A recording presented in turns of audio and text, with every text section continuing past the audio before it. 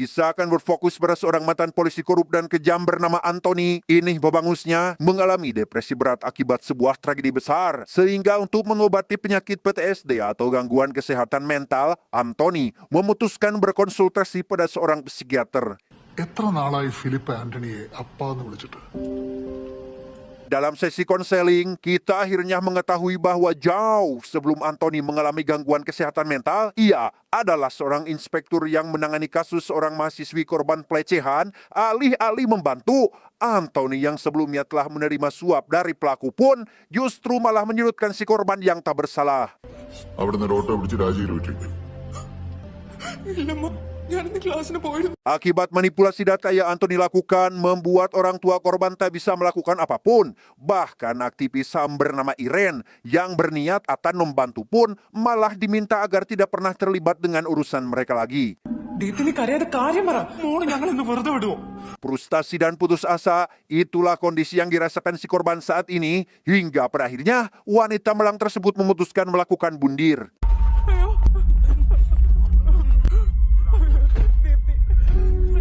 Setelah insiden tewasnya si korban, Irene lantas menghampiri Anthony yang sedang bersama anaknya bernama Philip. Di sana Irene menyalahkan Anthony atas kematian si korban akibat upaya manipulasi yang dilakukan dan bersumpah akan membongkar seluruh kebusukannya.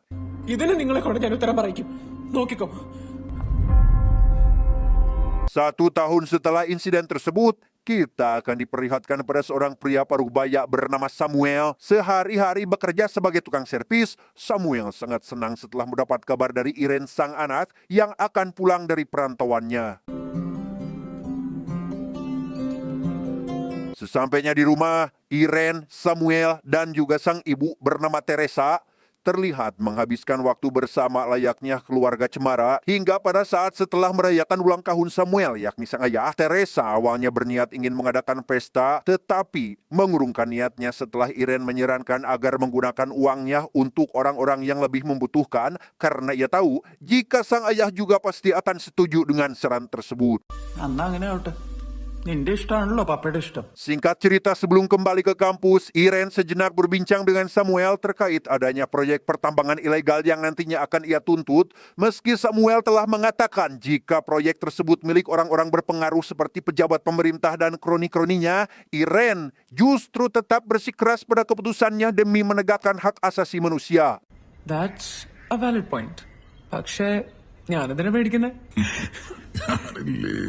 Tak lama setelah Irene berangkat menuju kampus menggunakan mobil milik Samuel, kita akan diperlihatkan pada Anthony yang kini sedang memergoki Philip dan teman-temannya bernama Rajev tengah berpesta narkoboy hingga membuat mereka hampir tak sadarkan diri. Dan setelah mengalami pertikaian kecil dengan sang anak, Anthony segera mengejar Philip yang sebelumnya berusaha melarikan diri. Sejenak kita akan kembali ke masa sekarang di mana si psikiater yang mendengar cerita Anthony menyalahkan atas caranya mendidik Philip yang terkesan sangat egois dan keras, mengingat Anthony lah orang tua satu-satunya yang dimiliki Philip setelah kematian sang ibu sejak lahir. Namun belum sempat si psikiater selesai menasihatinya, Anthony kembali melanjutkan ceritanya yang kini berkaitan dengan anaknya yaitu Philip.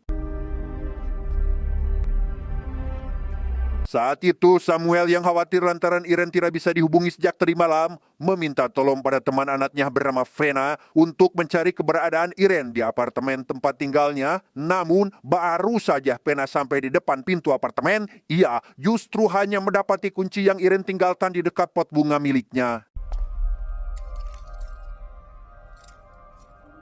Sebagaimana orang tua yang khawatir jika anaknya menghilang tanpa kabar, Samuel langsung menuju kantor polisi bersama Vena untuk melaporkan terkait anaknya yang hilang. Yang menarik adalah inspektur polisi penanggung jawab atas kasus hilangnya Irene tak lain adalah Anthony itu sendiri. Di sana Samuel menceritakan terkait kronologi sebelum hilangnya Irene, yang mana pada malam itu ia dengan sang anak sedang melakukan panggilan video. Namun ketika beberapa detik sebelum panggilan terputus, Samuel mencurigai jika Irene sedang berbicara dengan seseorang tak dikenal, hingga kecurigaan semakin diperkuat setelah Vena membahas soal kasus pertambangan ilegal. Sontak mengingatkan Samuel pada teror telepon yang sempat diterima Irene saat berlibur.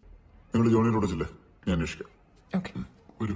Usai membuat laporan kasus kehilangan, Samuel lantas menghampiri rumah seseorang mantan polisi yang sebelumnya pernah meneror sang anak. Hingga sesampainya di sana, Samuel seketika dibuat terkejut bukan main saat si polisi menjelaskan jika tujuannya harus menelpon kala itu adalah untuk mengabarkan terkait adanya jadwal sidang kasus pelanggaran HAM yang akan ditangani oleh Iren dengan lawannya tiada lain yaitu Anthony. അടുത്ത ആഴ്ച ഒരു human rights കേസിന്റെ ഹിയറിംഗ് ഉണ്ടായിരുന്നു.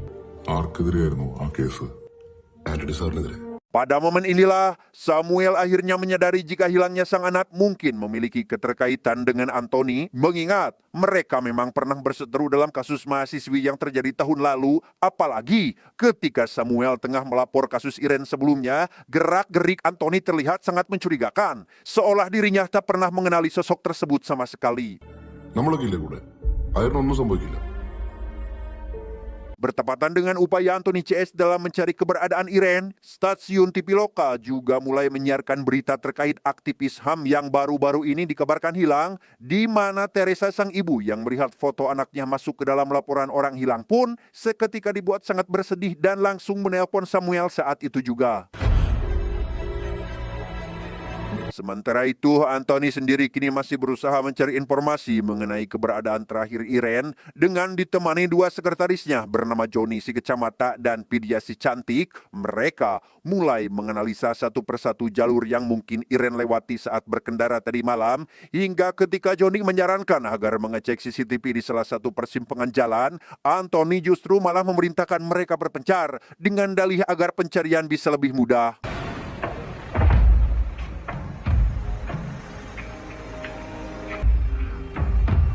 Tiba di persimpangan yang dimaksud, Anthony langsung menghampiri salah satu toko yang dilengkapi CCTV dekat lokasi dan meminta si penjaga toko untuk memutar rekaman pada malam sebelum kejadian, yang ternyata Anthony sendirilah orang yang terakhir sempat berkomunikasi dengan Iren. Meski hanya sebatas teguran karena Iren salah memarkirkan kendaraannya, Anthony yang tidak ingin jika dirinya terseret ke dalam kasus ini pun tanpa basa-basi langsung menghapus file rekaman tersebut. Tak hanya itu, Anthony bahkan mendapat kabar dari anak buahnya bahwa mobil milik kepolisian sempat terlihat memasuki kawasan hutan pada malam kejadian. Mendengar hal tersebut, ia sejenak terlihat panik seperti sedang menyembunyikan sesuatu. Entah sesuatu apakah itu, perhatiannya seketika teralih pada saran dari si anak buah yang meminta agar memperluas radius penyelidikan hingga ke dalam hutan. Ya, tak butuh waktu lama setelah Anthony menyetujui saran tersebut, pihak kepolisian akhirnya berhasil menemukan mayat perempuan yang terindikasi adalah Iren dengan kondisi yang sudah sangat mengenaskan, yang mana ketika Samuel dan Teresa baru tiba di lokasi, mereka hingga tak kuasa menahan tangis atas kepergian putri tercintanya.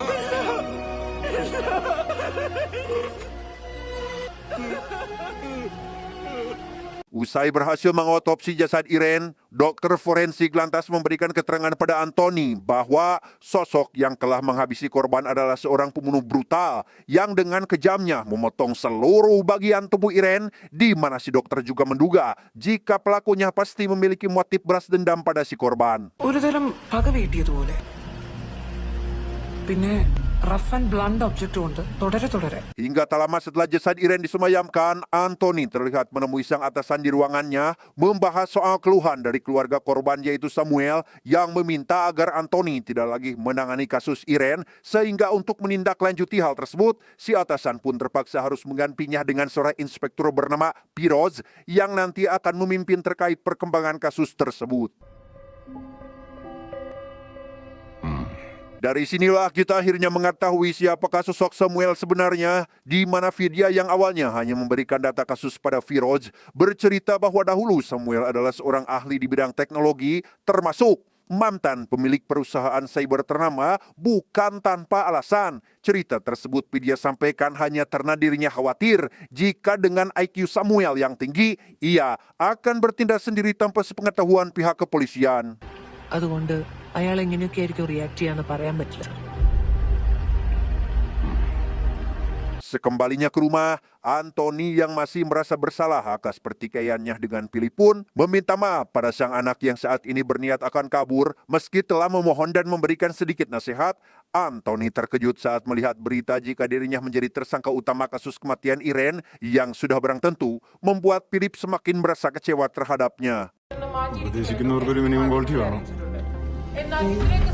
Singkat cerita, malam pun poek. Anthony yang khawatir karena sang anak tak kunjung pulang masih terlihat berusaha menghubunginya. Namun berbeda dengan Philip yang justru mengabaikan panggilan tersebut, di mana si sahabat yang merasa jika tindakan Philip sudah berlebihan pun menasihatinya agar tidak berusaha menjauh dari Anthony karena bagaimanapun sifat dan kelakuannya, ia tetaplah ayah kandung dari Philip itu sendiri. എന്തൊക്കെ പറഞ്ഞാലും നിന്റെ അപ്പനല്ലേ, ആളെങ്ങനത്തെ ആളെ വേണമെങ്കിലായിക്കോട്ടെ. നിനക്കത് മനസ്സിലാവുക. Keesokan harinya setelah menggantikan posisi Anthony sebagai ketua tim penyelidik, Firoz dan pasukannya mulai melanjutkan penyelidikan di tempat-tempat yang pernah Anthony kunjungi pada malam kejadian. Namun tanpa pihak kepolisian sadari, ternyata Anthony juga sedang berusaha menutupi jejaknya dengan menghapus rekaman CCTV yang menampilkan dirinya sedang bertemu Rajab di sebuah bar. Beberapa hari setelah berjalannya penyelidikan, pihak kepolisian terlihat masih belum mendapat petunjuk apapun, di mana Anthony yang sedang beristirahat tak sengaja mendengar percakapan rekannya yang tengah membahas terkait cara mendidik anak, yang mana hal itu membuatnya merasa tertampar lantaran hubungan dengan Philip hingga kini masih terbilang cukup renggang. Belum selesai dengan hal tersebut, Anthony mendapat pesan dari Rajab si pelaku yang dahulu pernah menyuapnya dalam kasus pelecehan mahasiswi. Entah apa maksudnya mengirimkan pesan tersebut. Anthony yang merasa jika ada kejanggalan pun segera pergi menuju rumah Rajab setelah ibunya memberitahu mengenai kiriman paket dari orang asing untuknya. ഇന്ന് രാവിലെ ആരോ ഡോറിലുകൊണ്ട് വെച്ചതാ. Setibanya di rumah Rajab, Anthony dibuat terkejut bukan main saat mendapati jika paket tersebut rupanya berisi ponsel milik Rajab itu sendiri. Bahkan yang paling membuatnya melongo adalah tampilan dan kata sandi dari ponsel yang sama persis seperti ponsel miliknya.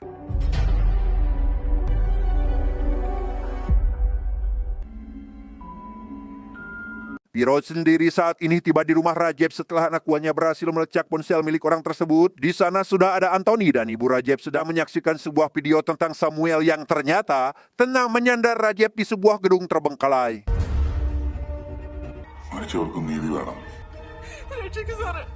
Selain menghabisi Rajab, Samuel juga menyalahkan dan mengancam Anthony atas kematian tragis putrinya, yang mana dalam video itu ia bersumpah akan membalaskan dendam sang putri pada orang kedua yang bertanggung jawab atas insiden tersebut, yakni itu adalah Anthony. Antony sir, Mendengar kabar mengenai tindakan Samuel sebelumnya, Anthony dan Firoz terlihat sedang menemui atasan mereka untuk membahas kembali terkait kasus mendiang Irene. Namun di sana, Anthony justru hanya mengelak dan berdalih jika dia tidak tahu menahun soal kasus tersebut, bahkan hingga membuat atasannya tak habis pikir dengan tingkah Anthony saat ini. Antony, നിന്റെ ഈ സ്വഭാവം കാരണമാ നീ ഇപ്പോൾ ഈ സർക്കിളിൽ തന്നെ കിടന്ന് കറങ്ങുന്നേ. Please confuse. ഞങ്ങൾ നിന്നെ പ്രൊട്ടക്ട് ചെയ്യും. Malam harinya ketika Anthony akan mengajukan cuti sakit, ia malah kedatangan seorang reporter berita yang mengaku jika kantornya sempat ditelepon oleh orang asing yang mengatakan jika tersangka kasus kematian Irene sebentar lagi akan menyerahkan diri ke kantor polisi. ഈ ഐറൻ കേസിലെ പ്രതി കുറച്ച് സമയത്തിനുള്ളിൽ ഈ സ്റ്റേഷനിൽ വന്ന ഉണ്ടായിരുന്നത്. Mengetahui hal tersebut, Anthony tentu tidak langsung mempercayainya dan mengira jika nomor itu hanya berasal dari orang iseng saja, hingga setelah situasi mulai kondusif dan para reporter tengah menunggu di depan kantor, tiba-tiba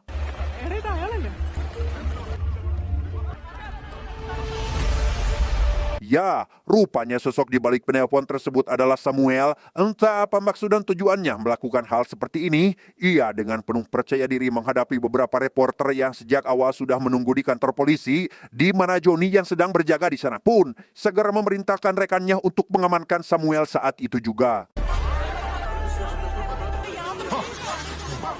Setelah mengamankan Samuel dari kumpulan para reporter, Johnny yang menduga jika semua ini adalah ulahnya pun tak bisa lagi menahan seluruh amarahnya. Apalagi setelah ia menanyakan terkait keberadaan jasad Rajab, Samuel tidak menjawab sama sekali dan malah tersenyum sinis.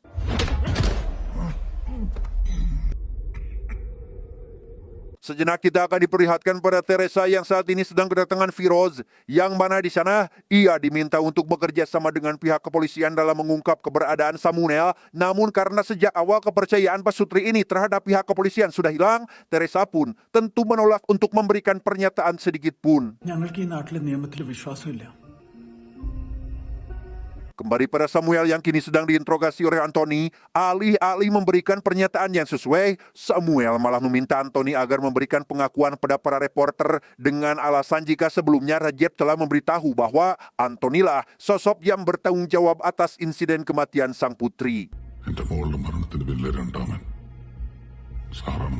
Mendengar hal tersebut, Anthony yang merasa jika dirinya tidak bersalah pun tentu langsung menolak permintaan Samuel, hingga ketika baru akan memanggil Firoz itulah Samuel sekonyong-konyong meminjam ponsel Anthony dan menelpon nomor asing yang diberikan oleh si reporter barusan sampai akhirnya സാറിന്റെ മോനെ.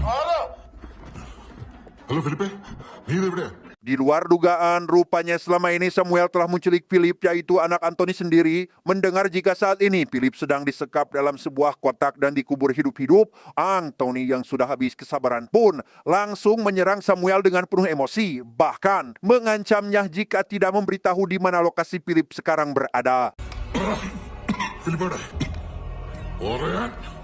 Selain berhasil menculik Philip, Samuel bahkan telah mengantisipasi segala bentuk ancaman yang akan datang, yaitu dengan meminum racun yang telah ia siapkan dan memberitahu Anthony jika ancamannya hanya sia-sia saja. Namun bukannya menyerah dan mengakui kesalahannya, si Anthony masih terus beralih jika dirinya tidak terlibat apapun. Tapi apa yang terjadi? വ്യക്തമാക്കുന്ന രണ്ട് സുപ്രധാന CCTV visuals ആണ് നിങ്ങൾ ഇപ്പോൾ കാണുന്നത്.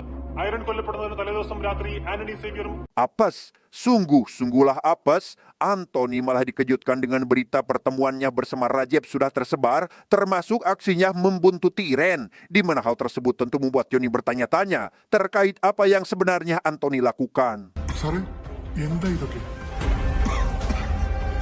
Meski pelaku sebenarnya belum tertangkap dan semua bukti baru sekedar dugaan, Anthony yang tak tega melihat putranya terancam pun memohon agar Samuel memberitahukan keberadaan Philip. Namun karena Samuel telah merancang skenario ini dengan sangat matang, ia tidak langsung menjawab dan hanya memberikan serangkaian petunjuk yang harus Anthony ikuti untuk menemukan putranya.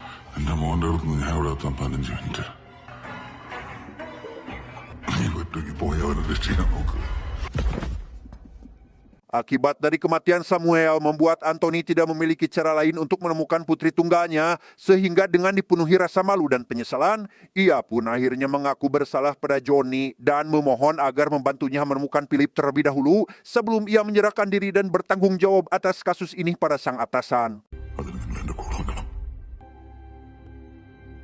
Karena sudah menjadi kewajiban seorang polisi untuk menyelamatkan nyawa yang sedang terancam, Johnny pun akhirnya setuju membantu Anthony dalam 1 jam ke depan. Kemudian, mereka pun bergegas mengevakuasi jasad Samuel terlebih dahulu. Ketika Anthony tengah menerima telepon dari Firoz itulah, ia menyadari bahwa Firoz belum mengetahui jika Samuel telah tewas, sehingga dengan rendah hati, Anthony pun memohon pada Johnny untuk merahasiakan ini sementara waktu, karena jika informasi tersebut bocor, ia khawatir jika proses pencarian putranya akan terhambat. അടുത്തൊരു മണിക്കൂർ മുകളിലാരും അറിയാൻ നിൽക്കണ്ട. അറിഞ്ഞ കാര്യങ്ങൾ നമ്മുടെ കയ്യിൽ നിൽക്കില്ല. Untuk memastikan keadaan sang anak, Anthony lantas segera menelpon Philip guna menanyakan terkait kronologi penyekapannya, hingga setelah mendengar pengakuan Philip bahwa ia sempat ditangkap dan dibius oleh Samuel, Anthony pun berusaha menenangkan putranya tersebut dan berjanji akan menyelamatkannya secepat mungkin. നീ പേടിക്കണ്ട, ധൈര്യമായിട്ടിരിക്കെ. Setelah menutup telepon tersebut, Anthony sempat teringat akan petunjuk yang Samuel berikan sebelumnya, yaitu berupa lokasi Philip yang hanya berjarak 15 menit dari kantor polisi, sehingga demi memaksimalkan pencarian, ia lantas segera mengumpulkan anak buahnya dan membagi mereka ke dalam beberapa tim untuk menyisir seluruh area dalam radius tersebut. നിങ്ങൾ 4 പേര് ഞാൻ ഈ പറഞ്ഞ റേഡിയസിലെ ഓരോ വഴികളിലും പോയി. Bersamaan dengan upaya pencarian tim kepolisian di lapangan, Anthony yang menyadari jika Samuel adalah seorang ahli di bidang IT pun akhirnya mendapat titik terang setelah mencurigai 3 angka terakhir pada nomor ponsel yang Philip gunakan memiliki kesamaan dengan nomor kasus lama di Polsek Distrik Alufa. ഇതെല്ലാം ഒരു കോയിൻസിഡൻസ് ആണെന്ന് ഞാൻ വിശ്വസിക്കുന്നില്ല.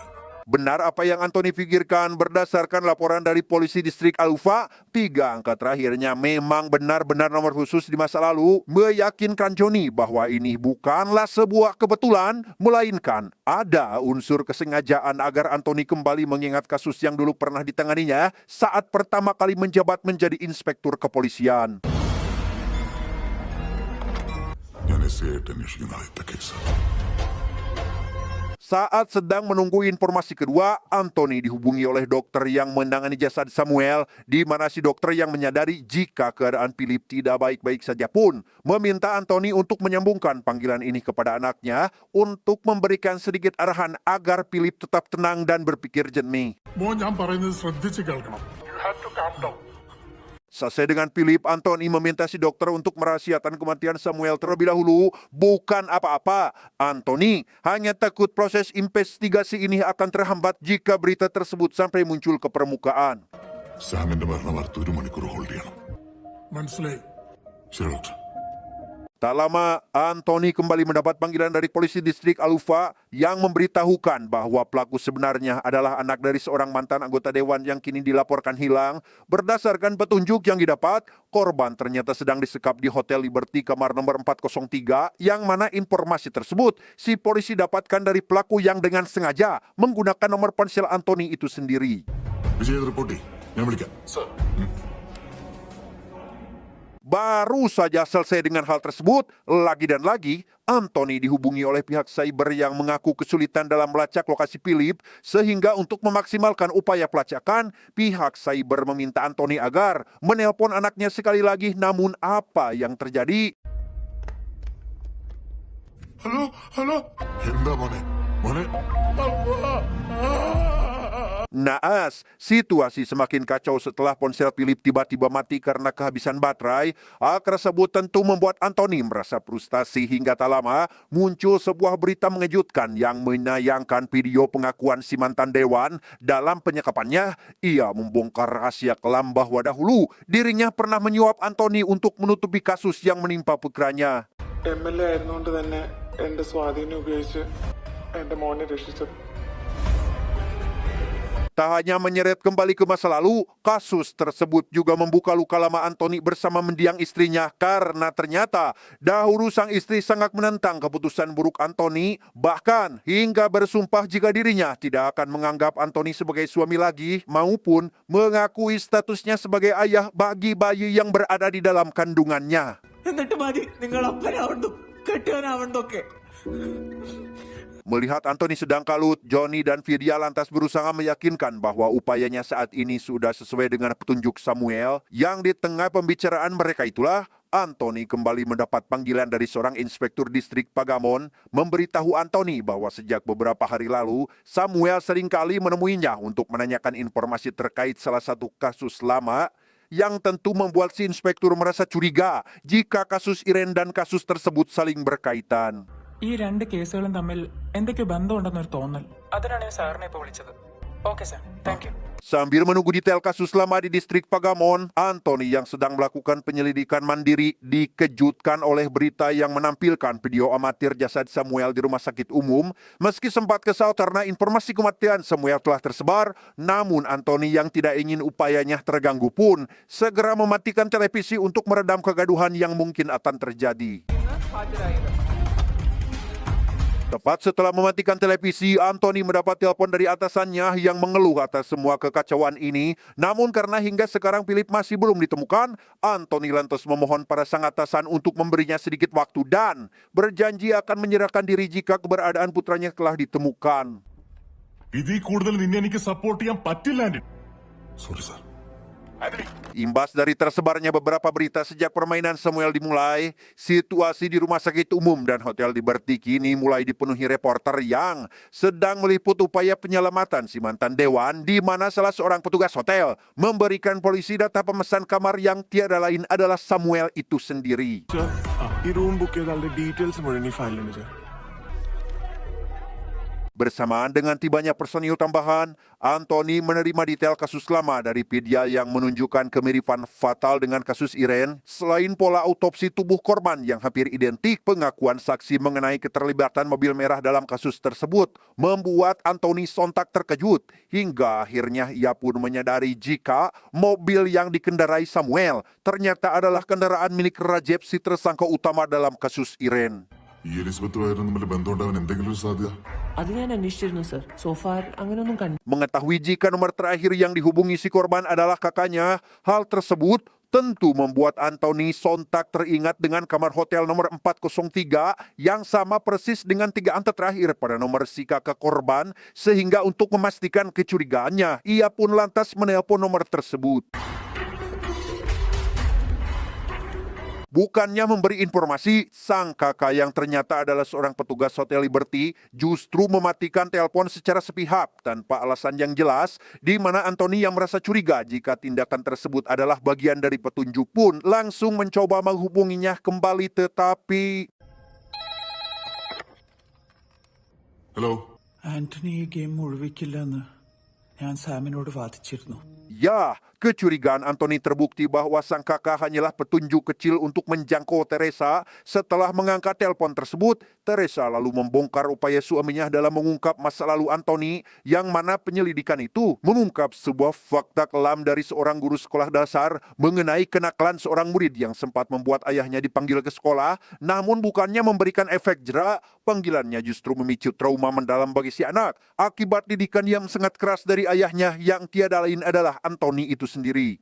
ഒരു കുട്ടിക്കും വീണ്ടും അവിടേക്ക് വരാൻ അയാൾ അവനോട് ചെയ്ത ഏറ്റവും വലിയ ക്രൂരത. Menurut pengakuan Rajab saat disandra, didikan keras Anthony tentu meninggalkan trauma mendalam bagi Philip yang secara tidak langsung, hal itu malah membangkitkan sisi psikopat dalam dirinya. Namun karena tidak mampu melampiaskan pada Anthony, sehingga Philip hanya bisa menargetkan wanita yang lemah seperti korban kasus lama dari distrik Pagamon dan juga Iren yang termasuk ke dalam korban kekerasannya.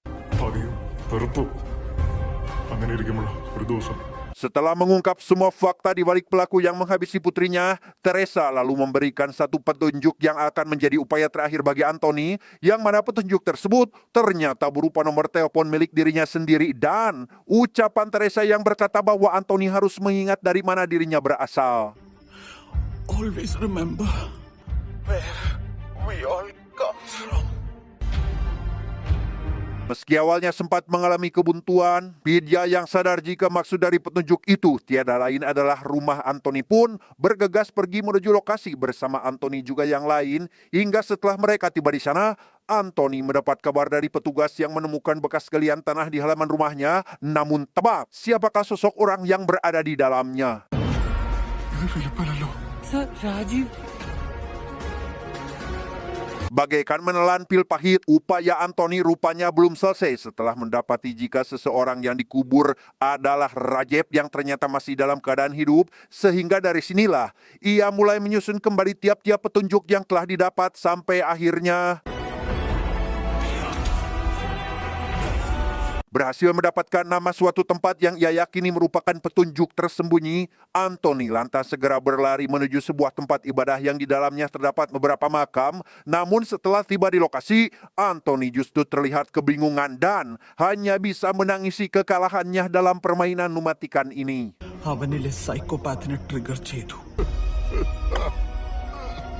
Pada akhirnya, sosok ayah yang seharusnya melindungi dan mendidik anak dengan baik justru malah menciptakan monster mengerikan dari tangannya sendiri. Bahkan, Anthony hingga harus menanggung akibat dari didikan buruknya terhadap Philip dengan menyerahkan dirinya ke pihak kepolisian dan mengaku bersalah atas apa yang telah dilakukan anaknya. Sementara sosok Philip yang kita lihat di awal cerita ternyata hanyalah ilusi Anthony semata setelah dirinya mengalami depresi berat akibat permainan Samuel yang meninggalkan trauma mendalam di hidupnya. Tamat.